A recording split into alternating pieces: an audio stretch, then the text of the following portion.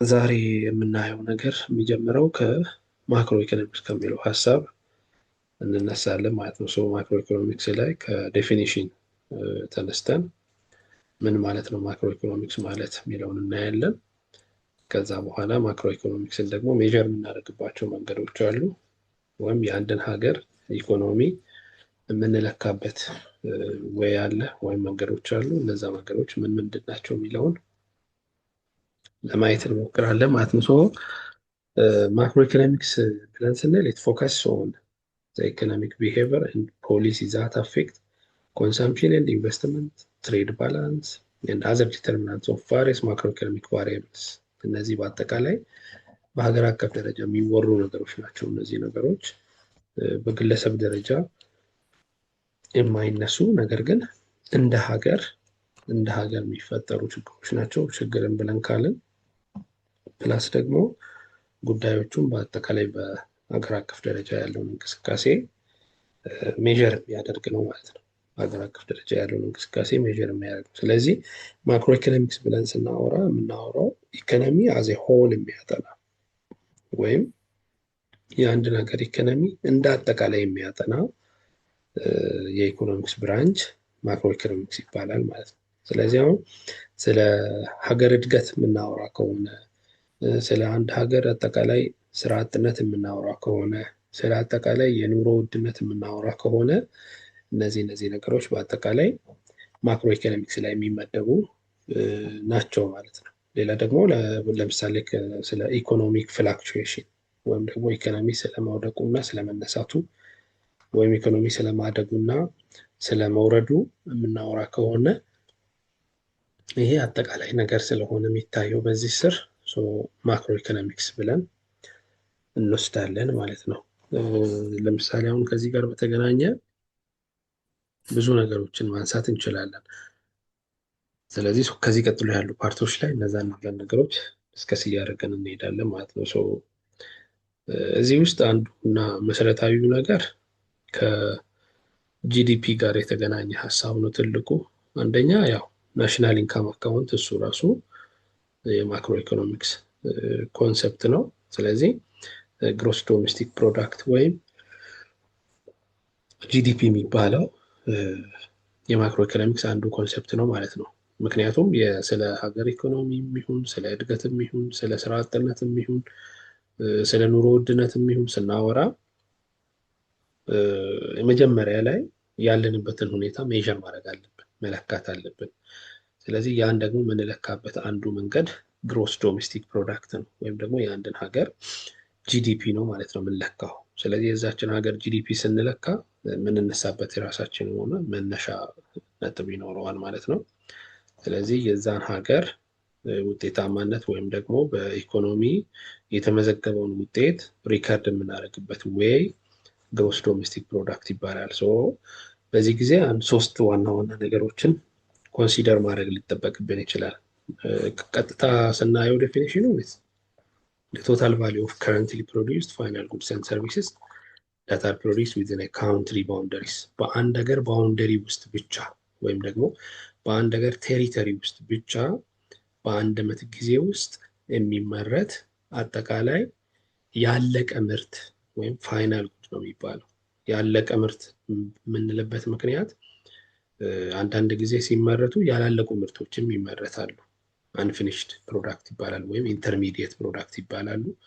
እነዛ ምርቶች ሌላ ፕሮዳክት ለማምረት ድጋሚ የምንጠቀማቸው ናቸው ማለት ነው። ስለዚህ እዚህ ላይ በዋናነት የምንመለከተው ያለቁ ምርቶችን ነው ማለት ነው። በአጠቃላይ ያለቁ ምርቶች ደግመን ለሌላ ወይም ሌላን ምርት ለማምረት ደግመን ማንጠቀማቸው፣ ነገር ግን አንዴ በቃ ተመርተው በቀጥታ ለኮንሰምፕሽን ፐርፐዝ ወይም ደግሞ ለኮንሰምፕሽን ዓላማ የሚውሉ አጠቃላይ አንድ ላይ ይህንን ጂዲፒ ወይም ደግሞ ግሮስ ዶሜስቲክ ፕሮዳክት ላይ ኢንክሉድ እናደርጋለን ማለት ነው። ከዚህ ተነስተን ስናይ ጂዲፒ ዲፋይን በምናደርግበት ጊዜ እነዚህ ሶስቱ ነገሮች መሰረታዊ ነገሮች ናቸው። ቅድምም ብያቸዋለሁኝ። ጂዲፒ ላይ አንደኛ ቴሪተሪ ማተር ያደርጋል። ያ ማለት በአንድ ሀገር ውስጥ ብቻ የተመረተው የዛ የሀገር ውስጥ ምርት ነው። ከቃሉም እንደምንረዳው ዶሜስቲክ ነው። ዶሜስቲክ ማለት ኢንተርናሽናል ያልሆነ ወይም ደግሞ ሎካል እንደማለት ነው። ያን አንደርስታንድ ለማድረግ አንደኛ ኢት ሜጀርስ ከረንት ፕሮዳክሽን ኦንሊ፣ የአሁን ፕሮዳክሽን ብቻ ነው ሜጀር የሚያደርገው። ከዛ ውጭ ሜጀር አያደርግም። ምክንያቱም ለምሳሌ አሁን ያለፈውን ሜጀር የሚያደርግ ከሆነ ደብል ካውንቲንግ የሚባል ፕሮብለም ሊፈጠር ይችላል። ደብል ካውንቲንግ የሚባል ችግር ሀፕን ሊያደርግ ስለሚችል ኤክስፔክት የሚደረገው ብቻ ስለ ፕሮዳክሽኑ የአሁን ፕሮዳክሽን ብቻ ነው ማለት ነው ዲስከስ የምናደርገው። ሌላኛው የቴክስ አካውንት ፋይናል ጉድስ ቅድም ብያቸዋለሁ። ኢንተርሚዲየት ጉድ ወይም ደግሞ አንፊኒሽድ ጉድ የሚባሉ አሉ። እነዚህ ፕሮዳክቶች በአጠቃላይ ሌላ ጊዜ ሌላን ምርት ለማምረት የምንጠቀምባቸው ናቸው። ለምሳሌ አሁን የመኪና ጎማ ሲመረት የመኪና ጎማ ለጎማ አምራቹ ፋይናል ፕሮዳክት ነው ለጎማ አምራቹ። ነገር ግን የመኪና ጎማ ከተመረተ በኋላ በቀጥታ አንጠቀመው። ምን ላይ አድርገን ነው? መኪና ላይ አድርገን ነው የምንጠቀመው። ስለዚህ አሁን የመኪና አምራች ደግሞ እንደ ግብአት ይጠቀመዋል ማለት ነው። ስለዚህ አሁን የመኪና ጎማን እንደ ኢንተርሚዲየት ፕሮዳክት ነው የምንወስደው። እንደ ኢንተርሚዲየት ፕሮዳክት ነው፣ ፊኒሽድ አይደለም። በቀጥታ ኮንሱም የምናደርገው ሳይሆን እንደገና ሌላ ነገር ለማምረት የምንጠቀመው ይሆናል ማለት ነው። በዚህ ጊዜ ኢንተርሚዲየት ጉድ ይባላል ማለት ነው። ይሄ ጂዲፒ ላይ ካልኩሌት ስናደርግ ልንቸገር ስለምንችል ኢንተርሚዲየት ጉዶችን አናካትም። ምክንያቱም ቅድም በነገርኳቸው መሰረት ኢንተርሚዲየት ጉድ መናካት ከሆነ ጎማ ሆኖ ሲመረት ይቆጠራል፣ መኪና ሆኖ ሲመረት ይቆጠራል። ስለዚህ ሁለት ነገር ይሆናል። እዛ የምንወስደው ፋይናል ጉድስ ኤንድ ሰርቪስስ ብቻ ነው ማለት ነው። አንፊኒሽድ የሚባሉ ነገሮችን እዚህ ውስጥ አናካትም። ይሄ በአጠቃላይ ጂዲፒ ማለት ምን ማለት ነው ነው። ጂዲፒን ካልኩሌት ስናደርግ ሰሜሽን ነው የምንጠቀመው። የምን የፕራይስ እና ኳንቲቲ ብዜት። ያ ማለት አንድ ሰው ወጪ አወጣ የሚባለው ምን ሲያደርግ፣ ለምሳሌ አንድ ሰው 100 ብር ወጪ አውጥቻለሁ እያለ ከሆነ በሌላ አገላለጽ ወይ በ100 ብር የሚገዛ አንድ እቃ ገዝተዋል፣ ወይ በ50 ብር የሚገዛ 2 እቃ ገዝተዋል፣ ወይም ደግሞ በ20 ብር የሚገዛ 5 እቃ ገዝተዋል ማለት ነው በሌላ አባባል። ስለዚህ ኤክስፔንስ ብለን ምንለው ወይም ስፔንዲንግ ብለን ምንለው ፕራይስ ታይም ኳንቲቲ ነው። ስለዚህ ኳንቲቲውን እና ፕራይሱን አንድ ላይ አባስተን እናስቀምጣለን። ጂዲፒም ካልኩሌት ሲደረግ በእንደዚህ አይነት መንገድ ነው ካልኩሌት የምደረገው ማለት ነው። ስለ ጂዲፒ ናይል ካልን ሌላኛው ግሮስ ናሽናል ፕሮዳክት ወይም ጂኤንፒ ነው። ጂኤንፒ አሁን ልዩነታቸው አንድ ነገር ብቻ ነው። ቅድም ያልኳችሁ ነገር እንዳለ ይቀጥላል። አንደኛ ከረንት ማርኬት ፕራይስ ነው። ሁለተኛ ደግሞ ፋይናል ጉድስ ኤንድ ሰርቪስስ ነው። ነገር ግን ወደ ግሮስ ናሽናል ስንመጣ ግን በጂኦግራፊካል ሎኬሽን አይወሰንም። እዚህ ጋር ያው እያያችሁ ከሆነ እንደዛ ይላል፣ ኢሪስፔክቲቭ ኦፍ ዜር ጂኦግራፊካል ሎኬሽን ይላል። የትም ሊመረት ይችላል፣ ሀገር ውስጥም ሊመረት ይችላል፣ ሌላ ሀገርም ላይ ሊመረት ይችላል። ዋናው ግን የተመረተበት ቦታ ላይ ዲፔንድ ሊሆን አይችልም ማለት ነው። ለዛ ነው ጂኤንፒ ማለት ጂዲፒ ማለት ሀገር ውስጥ የተመረተው ሲደመር ኔት ፋክተር ኢንካም የሚባል ነገርን እንደምራለን። ኔት ፋክተር ኢንካም ምንድን ነው ብለን ካለን ኔት ፋክተር ኢንካም የእኛ ሀገር ኢንቨስተሮች ሌላ ሀገር ሄደው ያመረቱት ሲቀነስ የሌላ ሀገር ኢንቨስተሮች እኛ ሀገር መጥተው ያመረቱትን እንቀንሳለን። ለምሳሌ የእኛ ሀገር ኢንቨስተሮች ጅቡቲ ሄደው አምርተው ከሆነ የሌላ ሀገር ኢንቨስተሮች ደግሞ እኛ ሀገር መጥተው ያመርታሉ። የሁለቱን ዲፈረንስ እንወስዳለን። የሁለቱን ዲፈረንስ ልዩነት እንወስዳለን። ያ ደግሞ ምን ይባላል? ኔት ፋክተር ኢንካም ይባላል። እዚህ ጋር እንደምታዩት ፋክተር ኢንካም ሪሲቭድ ፍሮም አብሮድ ባይ ካውንትሪስ ሲቲዝን ማይነስ ፋክተር ኢንካም ፔይድ ፎር ፎሬነርስ ቱ አብሮድ፣ ለሌሎች የምንከፍለው ማለት ነው። የሁለቱ ዲፈረንስ አንድ ላይ ኔት ፋክተር ኢንካም ብለን እንወስዳለን። ኔት ፋክተር ኢንካም ይሄው እዚህ ጋር እንደምትመለከቱት 3 አይነት ሊሆን ይችላል። ኔት ፋክተር ኢንካም ኔጌቲቭ ሊሆን ይችላል፣ ፖዚቲቭ ሊሆን ይችላል፣ ዜሮ ሊሆን ይችላል። ያም የሚሆንበት ምክንያት ለምሳሌ ኔት ፋክተር ኢንካም ኔጌቲቭ የሚሆነው መች ነው? የእኛ ሀገር ኢንቨስተሮች ሌላ ሀገር ሄደው ያመረቱት የሌላ ሀገር ኢንቨስተሮች እኛ ሀገር መጥተው ካመረቱት አንሶ የሚገኝ ከሆነ ኔጌቲቭ ይሆናል። በልጦ የሚገኝ ከሆነ ፖዚቲቭ ይሆናል። ሁለቱም እኩል የሚሆኑ ከሆነ ደግሞ ዜሮ ይሆናል። ስለዚህ ኔት ፋክተር ኢንካም ማለት የሌላ ሀገር ኢንቨስተሮች እኛ ሀገር መጥተው ያመረቱት አለ፣ የእኛ ሀገር ኢንቨስተሮች ሌላ ሀገር ሄደው ያመረቱት አለ። የሁለቱ ሁለቱን ስናቀናንስ ነው ማለት ነው። የሁለቱ ልዩነት ወይም ዲፈረንስ ነው። ስለዚህ ኔት ፋክተር ኢንካም ዜሮ መሆኑ ኔጌቲቭ መሆኑና ፖዚቲቭ መሆኑ ጂዲፒ ላይ የራሱ የሆነ ጫና ሊፈጠር ይችላል። ለምሳሌ ኔት ፋክተር ኢንካም ግሬተር ዛን ዜሮ ወይም ፖዚቲቭ በሚሆንበት ጊዜ ጂኤንፒያችን ከጂዲፒያችን ይበልጣል። ኔት ፋክተር ኢንካማችን ሌስ ዛን ዜሮ በሚሆንበት ጊዜ ጂኤንፒ ከጂዲፒያችን ያንሳል። ኔት ፋክተር ኢንካማችን ዜሮ በሚሆንበት ጊዜ ጂኤንፒ እና ጂዲፒ ሁለቱም እኩል ሊሆኑ ይችላሉ ማለት ነው። ሶ ኢፍ ዘ ኢኮኖሚ ኢዝ ክሎዝድ ኦር the country has no interaction with the rest of world ማለት ነው በሌላ አባባል። ስለዚህ ምንም አይነት ዲፈረንስ ስለማይኖር ሁለቱም አንድ አይነት የሚሆኑበት ሁኔታ ይኖራል ማለት ነው። ሶ ይሄ ምንድነው ዋናው ሀሳቡን እያወራን ያለ ነው። ስለ ኢኮኖሚ እንደ አጠቃላይ ነው እያየን ያለ ነው። የአንድን ሀገር ኢኮኖሚ ነው ዲስከስ እያደረግን ያለ ነው። ስለዚህ የአንድ ሀገር ኢኮኖሚ በእነዚህ መንገዶች ሜዥር ይደረጋል፣ ይለካል። ይሄ እንዴት እንለካለን የሚለውን ነው እያየን ያለ ነው። ሶ ትልቁ ሀሳብ ይሄ ነው። ከዛ ውጭ የምንመለከተው ፐርካፒታ ኢንካም ነው። ፐርካፒታ ኢንካም ማለት ነፍስ ወከፍ ገቢ ማለት ነው። ነፍስ ወከፍ ገቢ ማለት ምን ማለት ነው? በአንድ ሀገር አጠቃላይ የተመረተው የጂዲፒ መጠን ሲካፈል ለፖፑሌሽን፣ የጂዲፒ መጠናችንን ለፖፑሌሽን ስናካፍል ይሄ ፐርካፒታ ኢንካም ይባላል፣ ወይም ነፍስ ወከፍ ገቢ ይባላል። ለምሳሌ ኢትዮጵያ አጠቃላይ ጂዲፒ መጠኗ 7 ትሪሊየን ከሆነ ያንን በአጠቃላይ ላላት ፖፑሌሽን 8 ቢሊየን ከሆነ ፖፑሌሽን 130 ሚሊየን ነው የኢትዮጵያ። ስለዚህ ያንን ለ130 ሚሊየን ህዝብ ስናካፍል የሚመጣው ቁጥር ፐርካፒታ ኢንካም ወይም ደግሞ ነፍስ ወከፍ ገቢ ይባላል። ስለዚህ የአንድን ሀገር እድገት ከሚያሳዩ ነገሮች መካከል አንዱ ነፍስ ወከፍ ገቢ ነው። ለምሳሌ የአንድ ሀገር እድገት ትልቅ ነው የሚባለው የዛ ሀገር ዜጎች ፐርካፒታ ኢንካማቸው ሀይ ሲሆን ወይም ደግሞ የነፍስ ወከፍ ገቢያቸው ከፍተኛ በሚሆንበት ጊዜ ፐርካፒታ ኢንካማቸው ሀይ ነው ማለት ነው። ፐርካፒታ ኢንካማቸው ሀይ ከሆነ ደግሞ የሀገር ሀብታም ሀገር እንደሆነ ኮንሲደር ይደረጋል ማለት ነው። ስለዚህ አንድ ነገር ብቻ ያዙልኝ እዚህ ጋር ያወራሁትን። አንደኛ ማክሮ ኢኮኖሚክስ ምንድን ነው የሚለውን አንስተናል። ማክሮ ኢኮኖሚክስ ማለት ኢኮኖሚን አዝ ኤ ሆል እንደ አጠቃላይ ኢኮኖሚን የሚያጠና የኢኮኖሚክስ ብራንች ነው ብለናል። እንደ አጠቃላይ ኢኮኖሚን በሚያጠናበት ጊዜ አንዱ ኮንሰርኑ ናሽናል ኢንካምን ሜዥር ማድረግ ነው ብለናል። ናሽናል ኢንካምን ደግሞ ሜዥር የምናደርግበት መንገድ ግሮስ ዶሜስቲክ ፕሮዳክትን እና ግሮስ ናሽናል ፕሮዳክትን አይተናል። ግሮስ ዶሜስቲክ ፕሮዳክት ስንል በሀገር ውስጥ ብቻ የተመረተ ነው። ግሮስ ናሽናል ፕሮዳክት ስንል ደግሞ ሀገር ውስጥ የተመረተውንም ፕላስ ደግሞ ውጭ ሀገር የተመረተውንም ሁለቱንም ደምረን ስናስቀምጥ ወይም ደግሞ የዛኛውን ዲፈረንስ ደምረን ስናስቀምጥ ጂኤንፒ ይባላል። ወይም ሌላኛው ደግሞ ኔት ፋክተር ኢንካም ነው። ኔት ፋክተር ኢንካም የምንለው የእኛ ሀገር ኢንቨስተሮች ሌላ ሀገር ሄደው ያመረቱት ሲቀነስ የሌላ ሀገር ኢንቨስተሮች እኛ ሀገር መጥተው ካመረቱት ቀንሰን ስናስቀምጥ ከዛ አንጻር ማየት እንችላለን ማለት ነው። ሶ ፖዚቲቭ ሊሆን ይችላል፣ ኔጌቲቭ ሊሆን ይችላል፣ ዜሮ ሊሆን ይችላል። ለምን የሚለውን ደግሞ እሱ ነው ዲስከስ አድርገናል። ሌላኛው ሰብ ፐርካፒታ ኢንካም ላይ ያየ ነው። ፐርካፒታ ኢንካምም አንዱ የአንድን ሀገር የኢኮኖሚ ጥንካሬዋን የምንለካበት መንገድ ነው። ፐርካፒታ ኢንካማችን ሀይ ከሆነ ኢኮኖሚያ ሀይ ነው።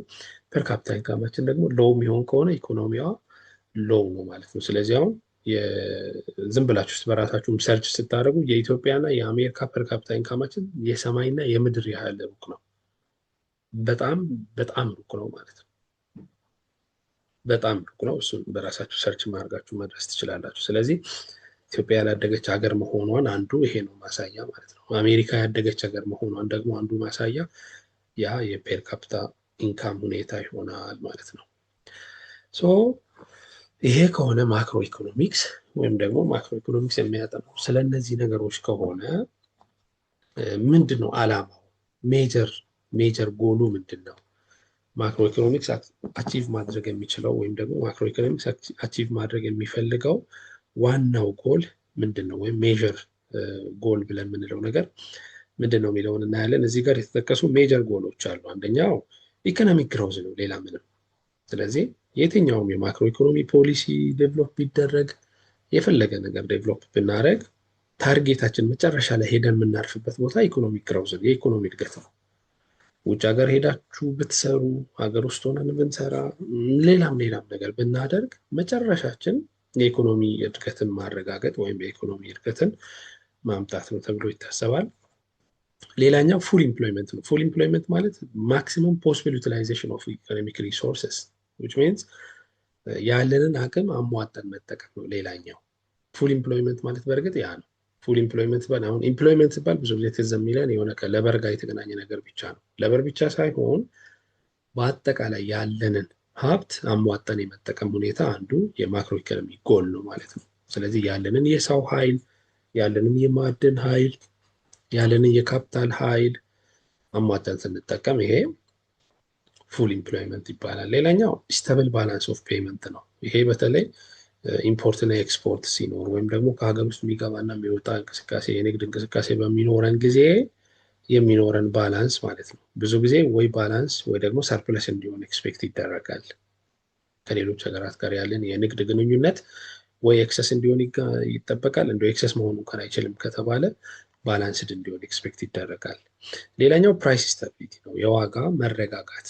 የዋጋ መረጋጋት ማለት በጣም በከፍተኛ ሁኔታ የሚጨምር የዋጋ ሁኔታ ካለ ያን የማረጋጋት ዓላማ አለው ማለት ነው ማክሮ ኢኮኖሚክ ጎል። ሌላኛው ፌር ዲስትሪቢዩሽን ኦፍ ኢንካም ነው። በአንድ ሀገር ውስጥ ያለውን ሀብት ሁሉም ዜጋ እኩል ተጠቃሚ እንዲሆን የማድረግ ስራም አንዱ የማክሮ ኢኮኖሚክስ ጎል ነው ማለት ነው።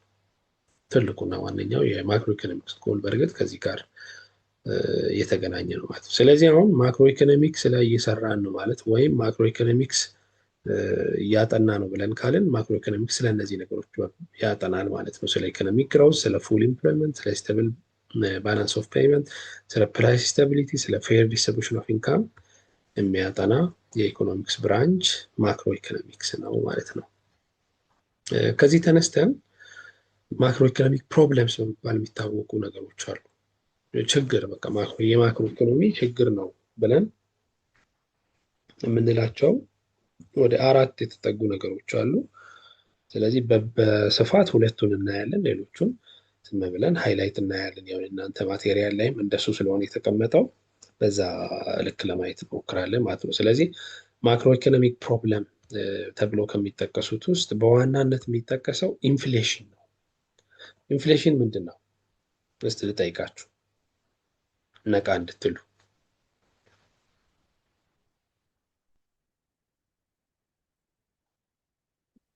የለም የሚያወራ ሰው አለን። እሺ በቃ እስቲ ንገረኝ። እኔ እንደ ኢንፍሌሽን የማስበው ለምሳሌ አሁን አንድ ሰው ገንዘብ አስቀምጦ ገንዘብ የተቀመጠው ገንዘብ ራሱ እዛው ላይ እየቀነሰ ወይም የሆነ ነገር ዶላርም እየተወደደ የሚሄድበት ሁኔታ ላይ የሚያመጣው ኪሳራ ይመስለኛል። ኦኬ ጥሩ። ሌላ እስቲ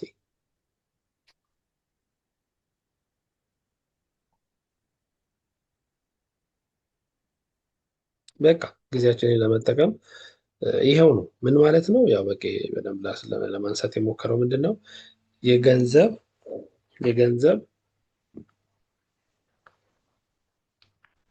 ይቅርታ ገንዘብ ዋጋ ማጣት ምንድነው? ረጅም ጊዜ እያስቀመጥን ስንሄድ ገንዘብ ዋጋ የሚያጣ ከሆነ ይሄ እንደ ኢንፍሌሽን ይቆጠራል ነው። በእርግጥ ኢንፍሌሽን ከእሱ ጋር በቀጥታ ይገናኛል። ገንዘብ ዋጋ የማጣት ሁኔታ ኢንፍሌሽን ብለን ልንወስድ እንችላለን።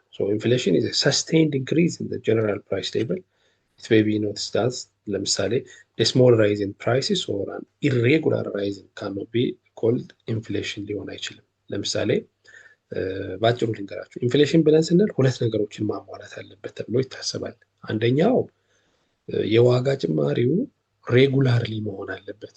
ያ ማለት በተከታታይ የሚጨምር መሆን አለበት። ያ ማለት ሰስቴይንድ ማለት ነው።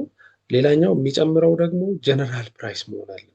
የሆኑ 2 እቃዎች ጨምረው ወይ ጤፍ ስለጨመረ ወይ በቆሎ ስለጨመረ የኑሮ ውድነት አለ ወይም የዋጋ ግሽበት አለ ብለን መውሰድ አንችልም ማለት ነው። ስለዚህ ይሄ በዛ ልክ ማየት እንችላለን።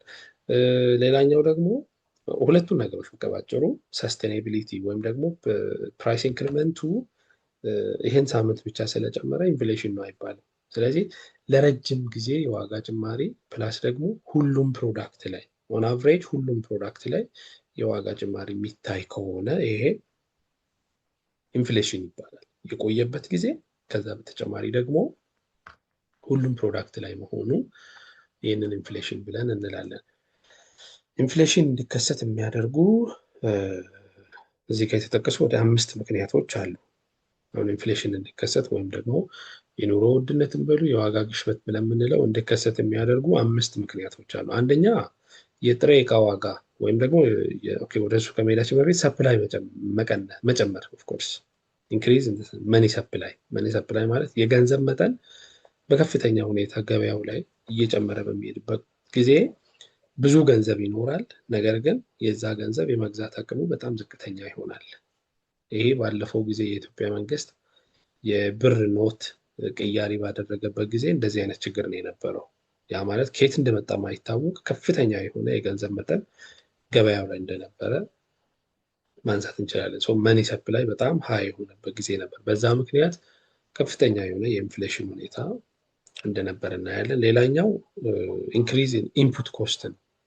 ኢንፑት ኮስት ማለት የጥሬ ዕቃ ዋጋ መጨመር፣ ልክ አሁን ያለው ለምሳሌ የእንጀራ ዋጋ እንዲጨምር የጤፍ ዋጋ መጨመር ምክንያት እንደሚሆን፣ አሁን የትራንስፖርት ዋጋ እንዲጨምር የነዳጅ ዋጋ መጨመር ምክንያት እንደሚሆን ኢንፍሌሽን የሚመጣው በእንደዚህ አይነት መንገድ ነው።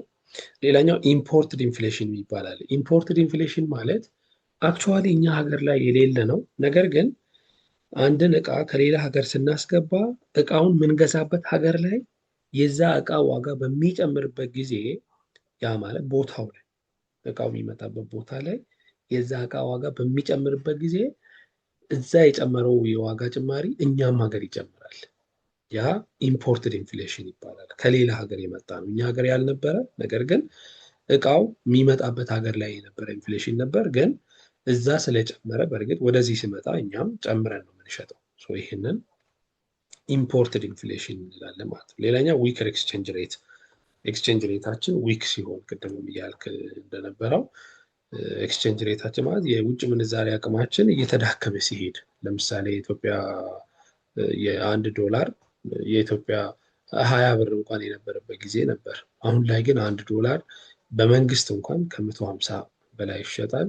ወደ ብላክ ማርኬት ስንሄድ ግን እስከ 180 እስከ 190 እንደ 200 የደረሰበት ጊዜ ነበር እና በዛ ልክ ያመኖሩ የእኛ ገንዘብ ዋጋ እንዲያጣ ያደርጋል። ትንሽዬ ነገር ለመግዛት በጣም ብዙ ገንዘብ ወጪ እንድናወጣ ያደርገናል ማለት ነው። ሌላኛው ዲክላይን ኢን ፕሮዳክቲቪቲ ነው። ያ ማለት ምርታማነት መቀነስም አንዱ፣ ምክንያቱም ሰፕላይ ይቀንሳል። ምርታማነት ሲቀንስ የእቃዎች ወደ ማርኬት የሚመጡበት መጠን ይቀንሳል። ያ ሲቀንስ ፈላጊ በጣም ከፍተኛ ይሆናል። ፈላጊ ከፍተኛ ሆኖ አቅርቦት ደግሞ የሚቀንስ ከሆነ ዋጋ በጣም በከፍተኛ ሁኔታ ይጨምራል። በዚህ ምክንያት ኢንፍሌሽን ሊከሰት ይችላል ማለት ነው። ይህንን ጠቅላላ አድርገን በሁለት ታይፕ ማየት እንችላለን፣ ወይም በሁለት መንገድ ማየት እንችላለን። አንደኛው ዲማንድ ፑል ኢንፍሌሽን ይባላል። ሁለተኛው ኮስት ፑሽ ኢንፍሌሽን ወይም ሰፕላይ ሳይድ ኢንፍሌሽን ይባላል። ዲማንድ ፑል ኢንፍሌሽን የምንለው በጣም ብዙ ፈላጊ ኖሮ እቃው በትንሽ መጠን የሚቀርብ ከሆነ ወይም ደግሞ የአቅራቢ ቁጥር አንሶ የፈላጊ ቁጥር የሚበልጥ ከሆነ ይሄ ዲማንድ ፑል ኢንፍሌሽን ይባላል። ዲማንድ ፑል ኢንፍሌሽን ይባላል ይሄ ምክንያቱም በጣም ከፍተኛ የሆነ ፈላጊ ኖሮ ምርቱ ግን የቀረበበት አነስተኛ ከሆነ ዋጋ ይጨምራል። በዚህ ምክንያት የሚጨምረው ዋጋ ዲማንድ ፑል ኢንፍሌሽን ይባላል። ኮስት ፑሽ ኢንፍሌሽን የሚባለው ቅድም አንስቼላችኋለሁ። በጥሬ ዕቃ ዋጋ በመጨመሩ ምክንያት ኮስት ይጨምራል። ኮስት በመጨመሩ ምክንያት አቅርቦት ይቀንሳል። አቅርቦት በመጨመሩ ምክንያት ደግሞ በመቀነሱ ምክንያት ደግሞ ዋጋ ይጨምራል። ቅድም እንደነገርኳችሁ ልክ የነዳጅ እጥረት በዓለም ሲፈጠር በከፍተኛ ሁኔታ የተመታው የትራንስፖርት ሴክተሩ ላይ ከፍተኛ የሆነ ገንዘብ ወይም ከፍተኛ የሆነ ዋጋ ነው የጨመረው ማለት ነው። ይሄ ኮስት ፑሽ ነው። ምክንያቱም የመጣው ከምንድን ነው? ከፍላጎት መብዛት ሳይሆን የመጣው ከጥሬ ዕቃ ዋጋ ከመጨመር ወይም ደግሞ ከነዳጅ መጨመር የመጣ ኢንፍሌሽን ስለሆነ ማለት ነው። ስለዚህ ይሄ ኮስት ፑሽ ኢንፍሌሽን ይባላል። በዋጋ መጨመር ምክንያት የመጣ ኢንፍሌሽን ስለሆነ የትኛው ዋጋ? የጥሬ ዕቃ ዋጋ መጨመር ምክንያት የመጣ ኢንፍሌሽን ስለሆነ እንላለን። ስለዚህ ዲማንድ ፑል ኢንፍሌሽን የምንለው በፍላጎትና በአቅርቦት አለመመጣጠን ምክንያት ነው። ኮስት ፑሽ የምንለው ደግሞ የጥሬ ዕቃ ዋጋ በመጨመሩ ምክንያት የሚመጣ የኢንፍሌሽን አይነት ነው ማለት ነው። ሌላኛው ፕሮብለም አንኤምፕሎይመንት ነው። አንኤምፕሎይመንት ነው። አንኤምፕሎይመንት ብለን ስንል ብዙ ጊዜ ሁላችን የምንጠቅሰው ስራ አጥነት ብለን ነው የምንጠቅሰው። ስራ አጥነት ብለን ነው የምንጠቅሰው። ነገር ግን አንኤምፕሎይመንት ማለት ስራ አጥነት ብቻ አይደለም። በእርግጥ ስራ አጥነትም አንኤምፕሎይመንት ውስጥ ሊገባ ይችላል። አንኤምፕሎይመንት ብለን ስንል ግን በአጭሩ እያወራን ያለነው ያለንን ሀብት በአግባቡ ያለመጠቀም ችግር አንኤምፕሎይመንት ይባላል። ሀብቱ ካፒታል ሊሆን ይችላል፣ ሀብቱ ለበር ሊሆን ይችላል፣ ሀብቱ የፈጠራ አቅማችን ሊሆን ይችላል። እንደዚህ እንደ ሀብት ሊቆጠሩ ይችላሉ። እነዚህን ሀብቶች በአግባቡ ያለመጠቀም ችግር በራሱ አንኤምፕሎይመንት ብለን እንላለን ማለት ነው። ይህንን አንኤምፕሎይመንት እንላለን። አንኤምፕሎይመንት ብለን ስንል ስለ ስራ አጥነት ወይም ስለ ለበር ብቻ ሳይሆን እንደ አጠቃላይ እንደሆነ ይህንን ማንሳት እንችላለን ማለት ነው። አንኤምፕሎይመንት ሪፈርስ ቱ ኢንዲቪጁዋልስ ሁ አር employable and actively seeking a job but are unable to find any። ምን ማለት ነው? ይሄ ከለበር አንጻር ወይም ደግሞ ከሰራተኛ አንጻር ስናይ ግን አንኤምፕሎይመንት የሚባለው ወይም አንድ ሰው አንኤምፕሎይድ ነው የምንለው መች ነው? ያ ሰው ስራ የሚፈልግ ሆኖ ስራ መስራትም የሚችል ሆኖ ነገር ግን ስራ ካላገኘ ይሄንን አንኤምፕሎይድ ነው እንላለን። ስለዚህ ቅድም ኢንፍሌሽን አለ ለማለት ሁለት ምክንያት እናያለን ወይም ደግሞ ሁለት መስፈርቶችን እናያለን ብለናል። ለምሳሌ የዋጋ ጭማሪው ሰስቴይንድ እየጨመረ የሚሄድ የረጅም ጊዜ እየጨመረ የሚሄድ መሆን አለበት። ሁለተኛ የዋጋ ጭማሪው በአብዛኛው ሁሉም ጉድስ ላይ ወይም ሁሉም ምርት ላይ የሚጨምር መሆን አለበት። የተወሰነ ምርት ላይ ብቻ ስለጨመረ ኢንፍሌሽን አይሆንም። ለተወሰነች ጊዜ ብቻ ስለጨመረም ኢንፍሌሽን አይሆንም። እንዳልነው ሁሉ ወደ አንኤምፕሎይመንትም ስንመጣ ሁለት ነገር ማሟላት አለበት። አንድ ሰው አንኤምፕሎይድ ነው ብለን ስንል አንደኛ ኤብልድ መሆን አለበት ወይም የሚችል መሆን አለበት ስራ መስራት። ምክንያቱም ሁሉም ሰው ስራ መስራት አይችልም። ስራ መስራት የማይችሉ ተብለው የሚጠቀሱ ሰዎች አሉ። ለምሳሌ አካል ጉዳተኞች ስራ መስራት አይችሉም። ወደ ቅጥር ስንመጣ ደግሞ እድሜያቸው ከ14 ዓመት በታች መቀጠር አይችሉም። እድሜያቸው ከ65 ዓመት በላይም ደግሞ ተቀጥረው አይሰሩም ጡረታ ስለሚወጡ። ሜንታሊ የታመሙ ሰዎች፣ የሙሉ ጊዜ ተማሪዎች፣ እነዚህ በዚህ ውስጥ አይካተቱም። ከነዚህ ውጭ የሆኑ ስራ መስራት የሚችሉ ነገር ግን የሚሰሩትን ስራ ያጡትን በአጠቃላይ አንኤምፕሎይድ ናቸው እንላለን። the labor force consists of all those who are fit for work and are willing and able to work። ሁለት ነገሮችን፣ አንደኛ ስራ መስራት መቻል ነው። ሁለተኛ ደግሞ ስራ መስራት መፈለግ ነው። ስለዚህ መቻልም መፈለግም ካለ there is unemployment ወይም ደግሞ unemployed ነው ብለን ማለት እንችላለን። ስለዚህ ሌበር ፎርስ ውስጥ ሁለት አካላት አሉ። ኢምፕሎይ የሆኑና ኢምፕሎይ ያልሆኑ አካላት ናቸው ያሉት ማለት ነው። ከሌበር ፎርስ ውጭ ያሉትን ግን ኢንክሉድ አናደርግም። ከሌበር ፎርስ ውጭ ያሉት ማለት ከ15 ዓመት በታች ከ65 ዓመት በላይ የሆኑትን አናካትም። ሜንታሊ የታመሙትን አናካትም። ፊዚካሊ ዲሰብልድ ስራ የሚከለክል የአካል ጉዳት ያለባቸውን እና የሙሉ ጊዜ ተማሪዎችን አያካትም። ከነዛ ውጭ ያሉት ግን ሁሉም ሌበር ፎርስ ይባላሉ። ሌበር ፎርስ ውስጥ ደግሞ የተቀጠሩና ያልተቀጠሩ ብለን በሁለት ከፍለን ማየት እንችላለን ማለት ነው። አንድ ሰው ስራ አጥ ነው ብለን ስንል አሁን እያልን ያለነው ምንድን ነው? መስራት እየቻለ መስራት እየፈለገ ስራ የሌለውን ነው ማለት ነው። ሌላኛውን ግን ስናይ አንዳንድ ጊዜ ምን ይሆናል? መስራት ይፈልጋሉ፣ መስራት ይችላሉ፣ ነገር ግን መስራት አይፈልጉም። በዚህ ምክንያት ስራ ያጡ ሰዎችን ስራ ፈት ነው የሚባሉት። እነሱ ስራ አጥ አይባሉም። እነሱን ስራ ፈት ብለን መውሰድ እንችላለን። ይሄ የኔ ዲፊኒሽን ነው። ይኸው ምን ማለት ነው? ስራ መስራት ይችላሉ፣ ስራ መስራት አይፈልጉም። ባለመፈለጋቸው ምክንያት ስራ የላቸውም። ስለዚህ እንደዚህ አይነቱ ስራ ፈት ነው የሚባለው። አንድ ሰው ግን ስራ አጥ ነው ለማለት ስራ መስራት መቻል አለበት፣ ስራ መስራት ደግሞ መፈለግ አለበት። ሁለቱንም ካደረገ ከዛ አንጻር መውሰድ እንችላለን ማለት ነው። ታይፕስ ኦፍ አንኤምፕሎይመንት፣ አንኤምፕሎይመንትም የራሱ የሆኑ ታይፖች አሉት ወይም ደግሞ አይነቶች አሉት። ታይፖቹንም ስንመለከት አንደኛ ፍሪክሽናል አንኤምፕሎይመንት ይባላል። ፍሪክሽናል አንኤምፕሎይመንት ይባላል። ኢት ሪፈርስ ቱ the brief period of unemployment experienced by people due to seasonality of work። ለምሳሌ አንዳንድ ጊዜ ሰዎች ስራ ያጣሉ። ስራ ያጡበት ምክንያት የስራ አጥነትን አይነት ይወስናል። ለምሳሌ ሲዝናሊቲ ኦፍ ወርክ፣ ለምሳሌ የኮንስትራክሽን ሰራተኞች የሆነ ጊዜ ላይ ስራ አጥተው ይቀመጣሉ። ያ ማለት ለምሳሌ መጀመሪያ የጀመሩት ሳይት ስራው ተጠናቆ የሳይቱ ስራ ተጠናቆ ከዛ በኋላ ሌላ ሳይት ላይ ስራ እስኪጀምሩ ድረስ ያለውን ታይም ሲዝናሊቲ ኦፍ ወርክ ነው የምንለው፣ ወይም ሲዝን ነው። ይሄ ወቅት ነው። በዚህ ጊዜ ስራ ያጣሉ። ከነበሩበት ሳይት ስራ ጨርሰው ከነበሩበት ሳይት ወጥተው ሌላ ሳይት ላይ ስራ እስኪጀምሩ ድረስ ያለውን ስንትም ምንም ጊዜ 2 ሰዓትም ሊሆን ቢችል ወይ 1 ቀንም ሊሆን ቢችል ወይም 3 ወርም 5 ዓመትም ሊሆን ቢችል ያንን ፍሪክሽናሊ አንኤምፕሎይድ ናቸው ብለን መውሰድ እንችላለን። ሌላኛው ቮለንተሪ ስዊቺንግ ኦፍ ጆብስ ኢን ሰርች ኦፍ ቤተር ጆብስ፣ ሌላ የተሻለ ስራ ፍለጋ። ሰዎች አሁን ከአንድ ተቋም ለቀው ሌላ ተቋም ላይ ሌላ የተሻለ ስራ ፍለጋ አንድን ተቋም ለቀው ሲወጡ ከለቀቁበት ተቋም ሄደው ስራ ወደሚያገኙበት ተቋም እስኪሄዱ ድረስ ያለውን የታይም ጋፕ አንኤምፕሎይድ ይሆናሉ። ይሄ ፍሪክሽናሊ አንኤምፕሎይድ ናቸው እነዚህ ሰዎች እንላለን። ሌላኛው ሙሉ ጊዜያቸውን ትምህርት ላይ አሳልፈው ልክ ሲመረቁ፣ ይሄም ፍሪክሽናሊ አንኤምፕሎይድ ናቸው።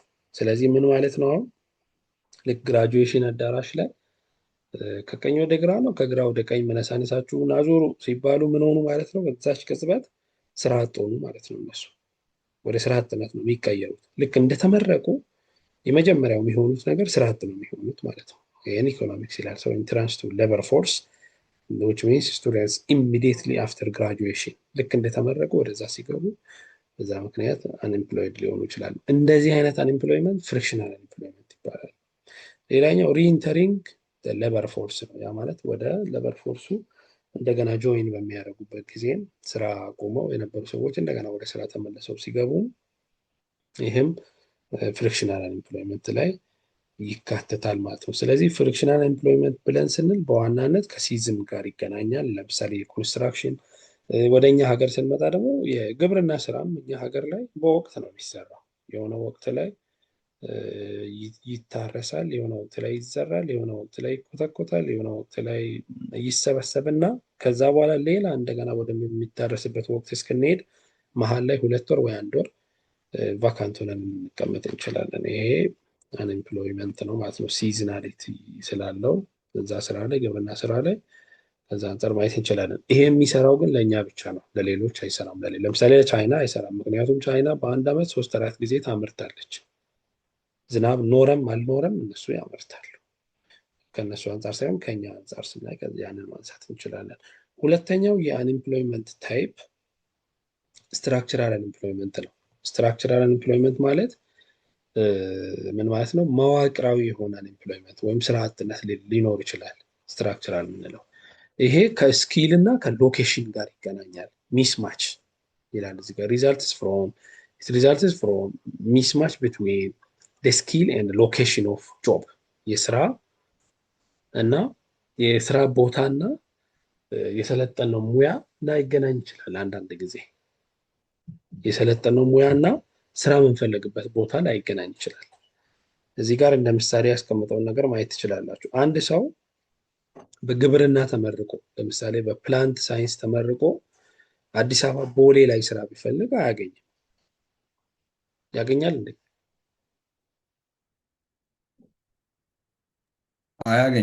አያገኝም አይደል? ስለዚህ በፕላንት ሳይንስ ከተመረቀ የት ነው ስራ መፈለግ ያለበት?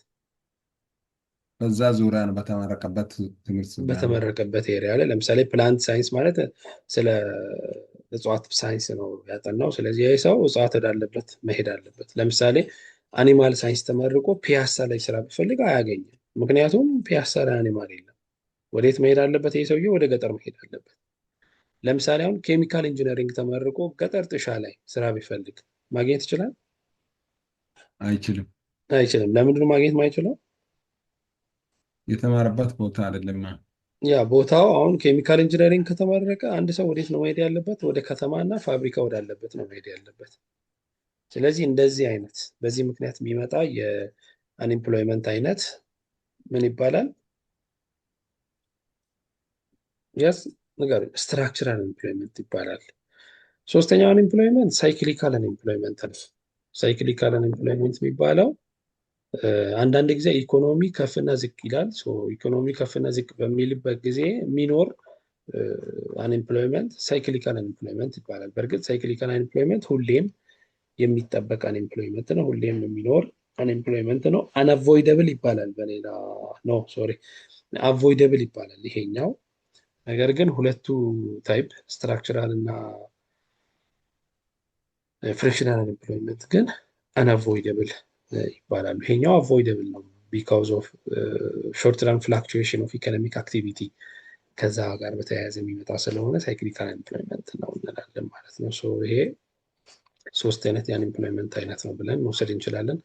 ሌላኛው ዲስጋይዝድ አንኤምፕሎይመንት ይባላል። ዲስጋይዝድ አንኤምፕሎይመንት ዳዝ ኖት አፌክት አግሪጌት ኢኮኖሚን ወይም ኢኮኖሚክ አውትፑትን አፌክት አያደርግም። ኢት ኦከርስ ዌን ፕሮዳክቲቪቲ ኢዝ ሎው ኤንድ ቱ መኒ ወርከርስ አር ፊሊንግ ቱ ፊው ጆብስ።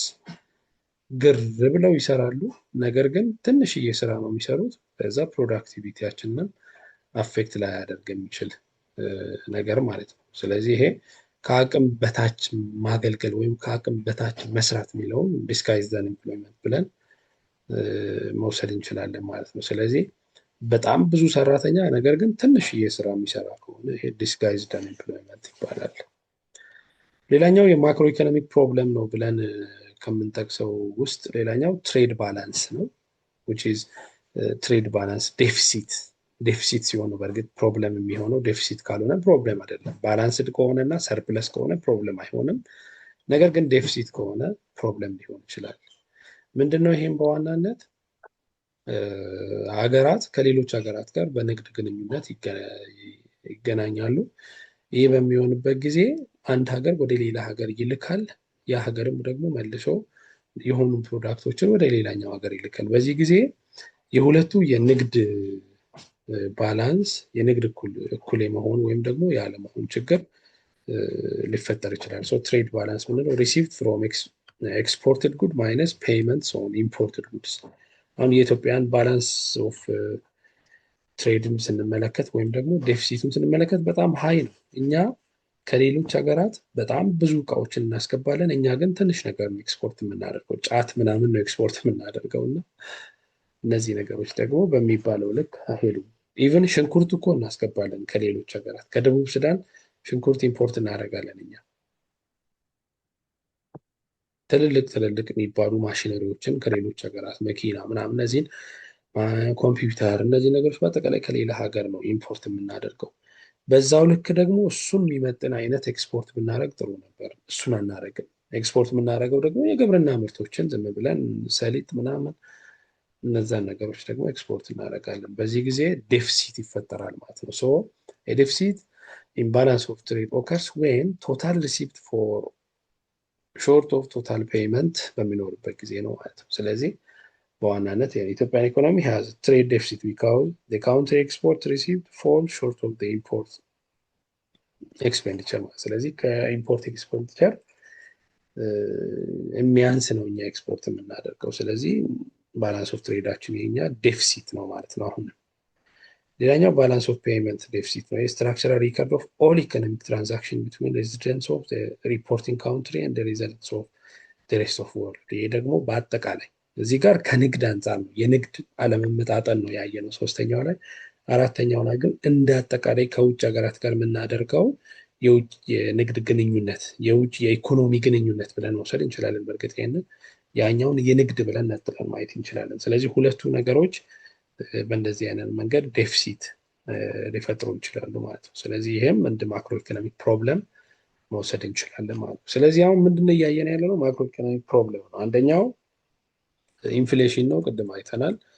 ሌላኛው ደግሞ አንኤምፕሎይመንት ነው። ከአንኤምፕሎይመንት ቀጥሎ ደግሞ ስንመለከት ትሬድ ባላንስ ነው። ሌላኛው ደግሞ ባላንስ ኦፍ ፔይመንትስ ዴፊሲት የሚባሉት እነዚህ የማክሮ ኢኮኖሚ ችግሮች ናቸው ብለን መውሰድ እንችላለን። ቅድም ማክሮ ኢኮኖሚ ጎል አይተናል። ይህም ኢኮኖሚክ ግሮዝ፣ ፉል ኢምፕሎይመንት፣ ስታብል ባላንስ ኦፍ ፔይመንት፣ ፕራይስ ስታቢሊቲ እና ፌር ዲስትሪቢዩሽን ኦፍ ኢንካምን እንደ አንድ ማክሮ ኢኮኖሚክ ጎል መውሰድ እንችላለን።